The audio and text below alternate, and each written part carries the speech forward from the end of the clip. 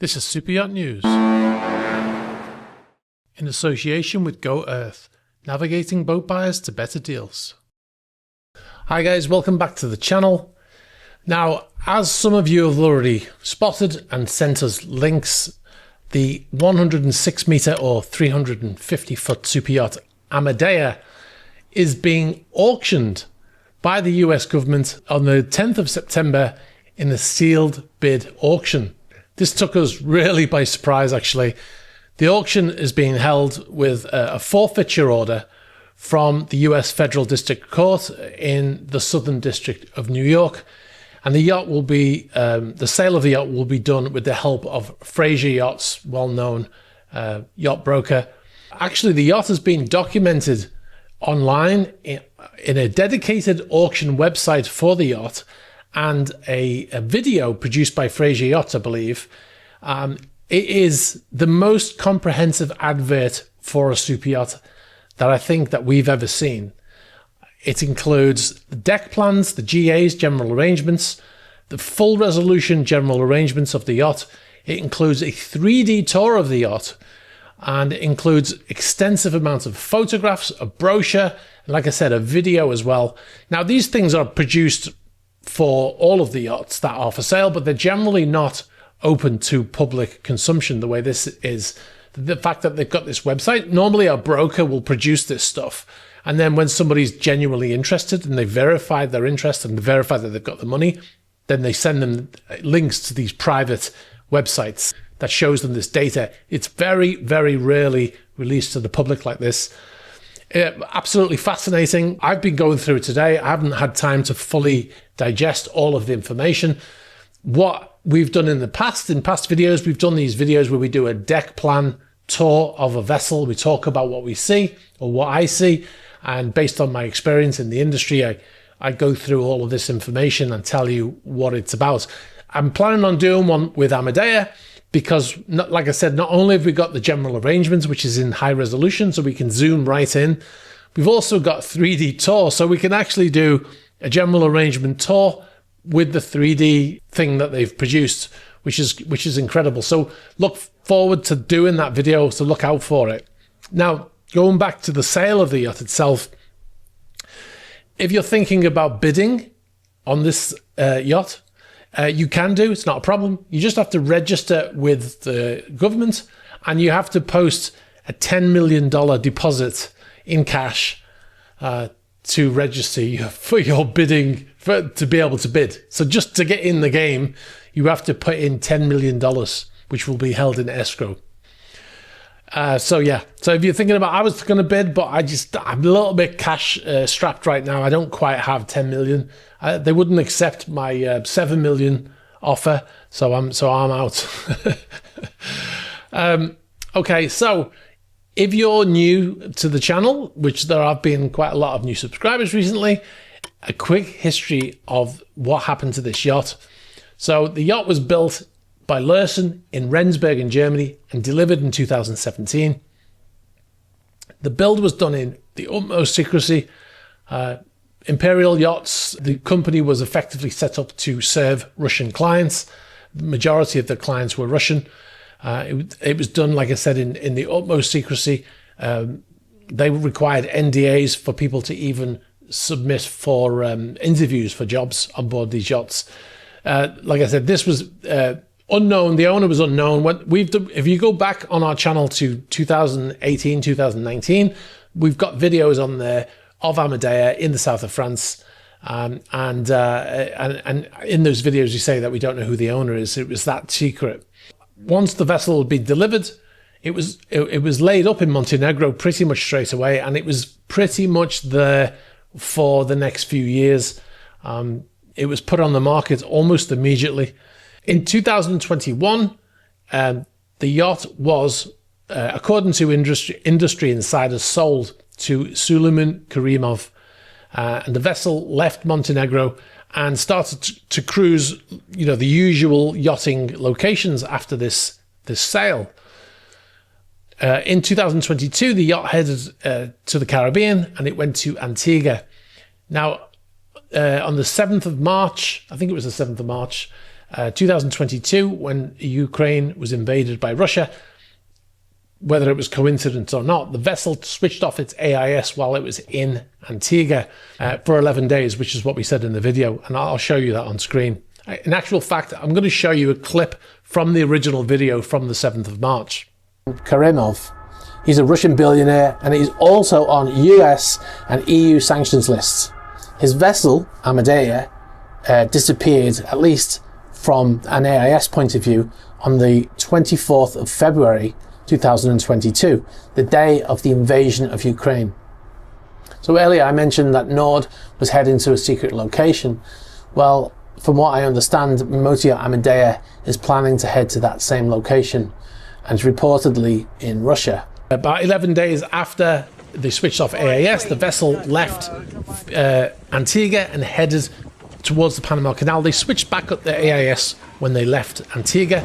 This vessel habitually switched off its AIS when it was in port.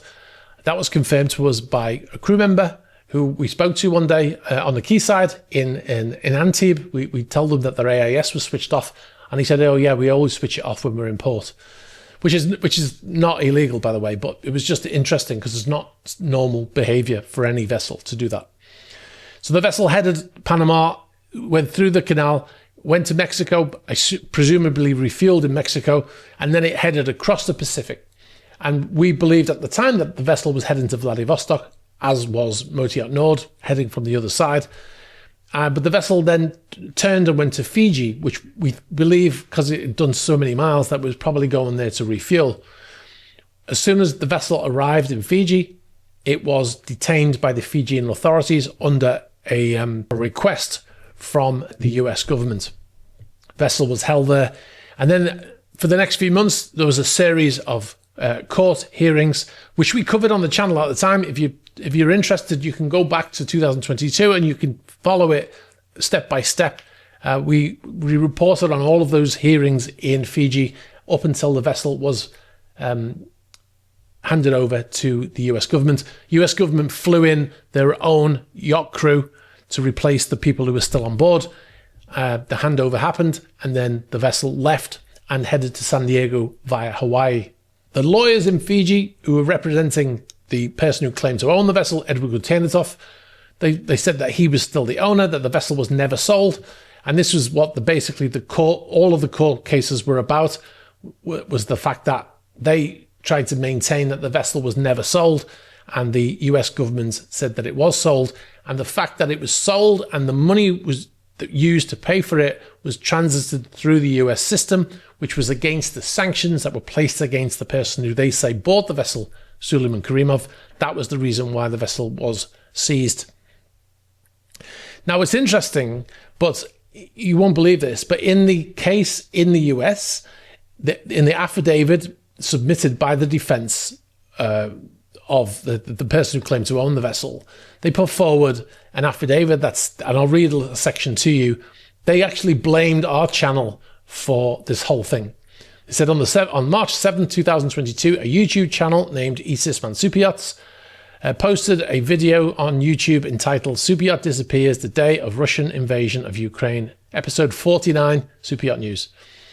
And they said, without any sourcing, the YouTuber stated that while Amadea's owner was steeped in mystery, the vessel was currently owned by sanctioned Russian billionaire Suleiman Karimov. He also stated that the Amadea's AIS had been turned off for 11 days, starting on the day of the invasion of Ukraine. These statements were false. Like I said, I'll put on the screen right now a screen grab of the AIS data from marine traffic from that time. In the bottom corner, you can see the date there. I think it says the 24th of February. And the date we posted was the 7th of March. And that date was the last time the AIS had been broadcast from that vessel, right? So 11 days, more or less, I guess it was, when we posted that video. So that's in itself, it shows you that the vessel had turned off its own AIS system, right? They probably got some excuse for why it wasn't being broadcast on marine traffic, but yeah. And then go back to this thing. It says, just 3 weeks after the Ep505 video on April the 1st, 2022, the government submitted a request for assistance to the Republic of Fiji, seeking interviews of crew members and documents on board the Amadea, By this date, the government was pursuing a theory that the vessel was owned by Karimov upon information and belief based on the rumours started by E. Sisman. Like I said, the rumours, what they called rumours, was information from insiders people who are terrified to be named because of the repercussions that would happen if they were found out to be speaking to us. This is common in this industry. It's a very secretive industry for obvious reasons. There's an argument like people want their privacy, which is acceptable, which is understandable. If you want us to not tell passers-by on the quayside who owns the yacht, that's understandable. But if you're telling the captain not to speak to the authorities about who owns the yacht, then you've got to ask why that is. And, that does not sound like somebody who's a legitimate person, right? So, many people speak to us on the understanding that their identity will be kept confidential. And many people told us at the time who the new owner was, that the vessel had been sold, etc., etc. Now, the US government put forward a lot of information in the affidavits to say that the vessel had been sold. They even went through emails sent on board amongst the crew, right? I've got one here. It says in a memorandum dated the September the 18th, 2021, an Amadea crew member wrote, "The boat has been sold. Boss trip expected in the middle of October. We need to hire more crew. Contracts are about to change and trip with the new owner mid-October." Right? So in itself, that is, why would a crew member write that if the vessel hadn't been sold? It doesn't make any sense unless that crew member has lost his mind, right? And also there's information in that statement there that shows you that the boat has been sold based on my 25 years in the industry or in the maritime industry. Boss trip expected middle of October. We need to hire more crew. Now, like I said, this vessel had been laid up for a long period of time, right? When you lay up a vessel, you don't need a full crew. You don't need to have, 13 stewardesses or other people that are working on the interior cleaning and stuff like that, because the boat's laid up. So you need you basically reduce the crew to just what you need: engineers, deck officers, some people work in the interior just to maintain it, but it's not being used. As soon as the boat is sold and it's going to be used again, they've got to take that crew back up to its full strength, which I believe is 36. And that's hiring people for interior, laundry, cleaning, stewardesses, service people, all of those people. And that's what that's saying there. Another thing that it says that tells you that the vessel has been sold: contracts are about to change. Now, whenever a vessel is sold, the vessel is transferred into new ownership. The contract that you had is now null and void, right? Because you no longer work for that other person. So you get a new contract. Now, the contract might say the exact same thing. You get the same salary. You've got the same rotation. Everything's the same, but you need a new contract and you have to sign it. So that's another example of the boat being sold. Now, and then they say trip with a new owner in mid-October. That's self-explanatory, isn't it? Now, 18th of September, they said the vessel, the first payment was made around that time for the vessel, to pay for the vessel, right? This is around the same time we heard Monaco Yacht Shows at the end of September 2021. At the end of the Monaco Yacht Show, we went to Niceport and Amadea was moored in Nice. We've used the footage on numerous occasions since then. I'll put some on screen now. This is the vessel in Niceport, just after the sale. This is the end of September. And like I said, the vessel had been laid up mostly in Montenegro pretty much the entire time up until the point it was sold. So everything changed around that time. There's an affidavit there with vast amounts of information there talking about having to buy new wine for the new owner, open bottles of wine to celebrate the sale, lunch with the new owner, all this kind of stuff. And then they're saying, well, we didn't sell it. So it doesn't make any sense. Now, we'll move on now. The sale of the boat, like I said, it took us by surprise because it seems so soon after that court case was won. Immediately after the court case was won, the lawyers representing the person who claimed to own the vessel, Edward Kutenitov, they said that they were going to appeal, right? So yesterday when we found out that the boat was being sold, we actually contacted the lawyer, Adam Ford, his name is, a counsel for Edward Kutenitov, and we asked them if they wanted to give us a statement. They came back with this statement, so I'll read it to you now. It says, we are aware that the United States plans to auction the MY Amadea property that lawfully belongs to Mr. Kutenitov. The sale is improper and premature. We retain title and are actively appealing the forfeiture ruling. If our appeal succeeds, the government must repay the vessel's full value. We doubt it will attract any rational buyer at fair market price, because ownership can and will be challenged in courts outside the United States, exposing purchasers to years of costly, uncertain litigation. Recent judgments in European and Caribbean courts have already penalised buyers who acquired assets through illegitimate seizures, including Russian-owned superyachts. Prospective bidders should study these precedents carefully. Should the government press ahead simply to staunch the mounting cost it is imposing on the American taxpayer, we will pursue the sale proceeds and any shortfall from fair market value once we prevail in court. So there you go. Now there's some stuff in there which I agree with. The fact that it seems premature because they've just appealed the decision. I mean, the US government won the forfeiture, but they've appealed it, right? Which is actively going through court according to this statement, and they're selling it, right? So that seems premature. Now, on top of that, I agree that buying this yacht is risky because, like they said, they're going to follow it. And once that vessel goes to another country where they probably feel more favourable results might be had in the courts, they're going to put in, they're going to put in a court filing in that country, and the vessel will probably be detained, and then there'll be a lengthy court proceeding in that country, and then that could happen in every country that vessel goes to. So anybody who buys this vessel needs to, stay in the US effectively. Now, if somebody's there thinking, yeah, I fancy that yacht, but I rarely leave the US, then maybe this is the yacht for you.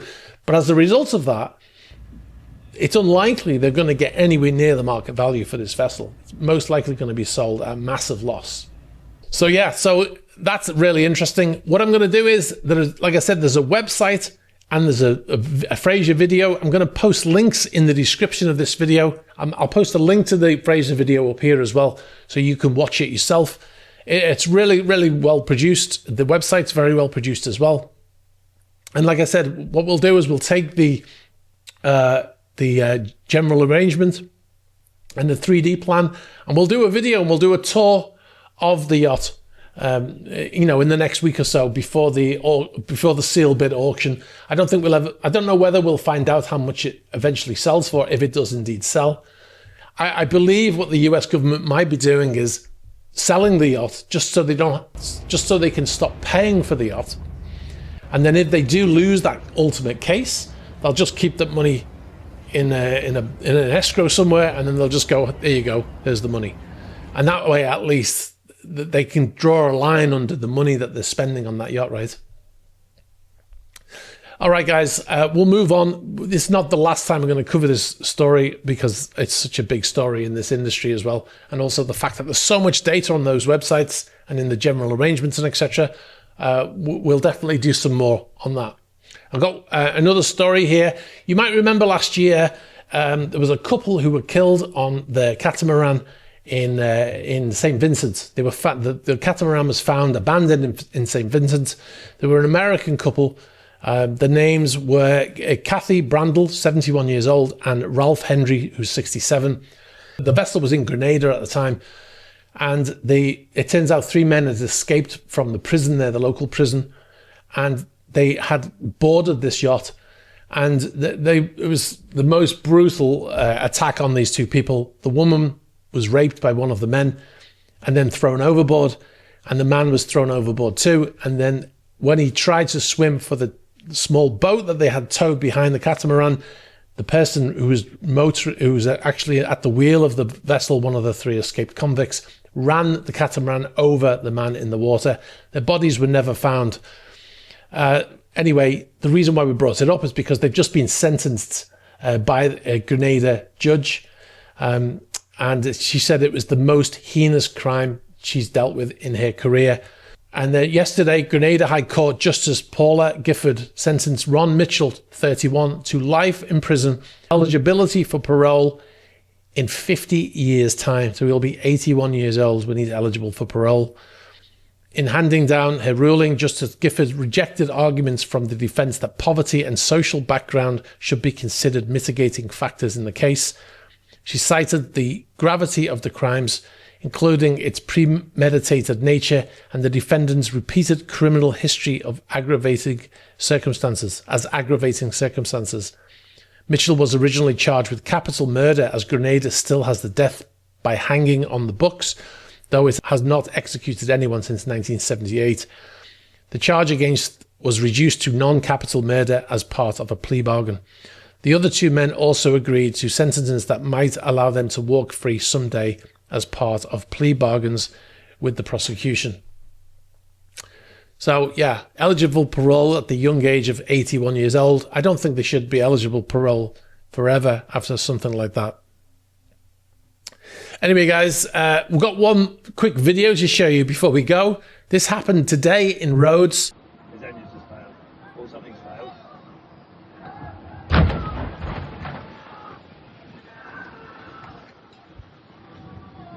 Now, we don't have any data for this video. It was sent in to us by a subscriber. We don't know the name of the vessel. We don't know what happened, why it happened. It looks like another example of some sort of mechanical malfunction, or it could be user error, right? We'll try to find out more. If you know what happened here, please get in touch. We'd be interested to hear from you. All right, guys, I'm going to leave it there. Quite a long one today, but, you know, quite an unprecedented day in terms of the Amadea story. So anyway, if you've got any information for us, anything we didn't cover here, please be sure to get in touch. You get us in the normal fashion in the ticker there. If you want to send information, there's a link there also. It's also in the description. Be sure to like this video. Very important for the algorithm. Hit the subscribe button and hit the bell for future notifications. All right, guys, thanks very much, and I'll catch you in the next one. Bye-bye.